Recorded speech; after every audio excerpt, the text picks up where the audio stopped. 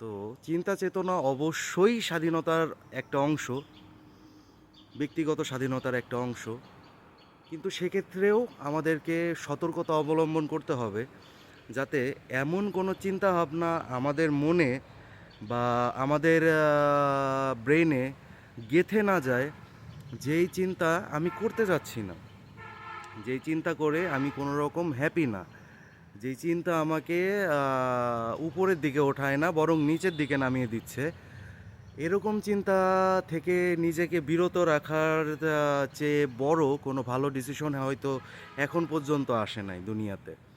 তো যাই হোক, চিন্তা চেতনার প্রসার ঘটাইতে হবে, এটা এটা সবাই বলে, কিন্তু বাস্তবে চিন্তা চেতনার প্রসার ঘটানো জিনিসটা অনেকেরই হয়তো বোধগম্য না। যারা বুঝতে পারছে তারা একটু কম চিন্তা করে, কারণ তারা জানে যে চিন্তা করে কোনো জিনিসকে বা কোনো একটা ঘটনা যেটা আগামীতে ঘটবে বলে মনে হয় বা পূর্বে ঘটে গেছে বলে মনে হয়, এরকম কোনো জিনিস চেঞ্জ করা যাবে না। সো চিন্তা চেতনাটাকে নিজের আত্মনিয়ন্ত্রণের মাধ্যমে বশে আনা সম্ভব। যদিও বা সম্ভব না হয়, তবে সেই চেষ্টাটা করাই সফলতা বলে আমি মনে করি।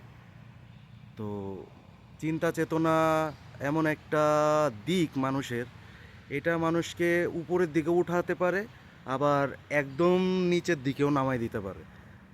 তো আমাদের সবারই সতর্কতা অবলম্বন করা উচিত আমাদের নিজস্ব চিন্তা চেতনা নিয়ে, নিজস্বতা নিয়ে, নিজস্ব স্বাধীনতা নিয়ে।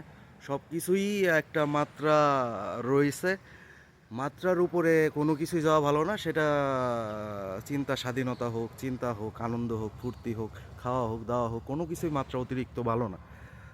তো আমরা সবাই চেষ্টা করব নিজেদের চিন্তা চেতনা, টেনশন, এইসব কিছু যাতে আমাদের নিজেদের আত্মনিয়ন্ত্রণে থাকে, সেই চেষ্টাটা আমরা চালাই যাব। এটাই আমাদের সফলতা, এই আর কি।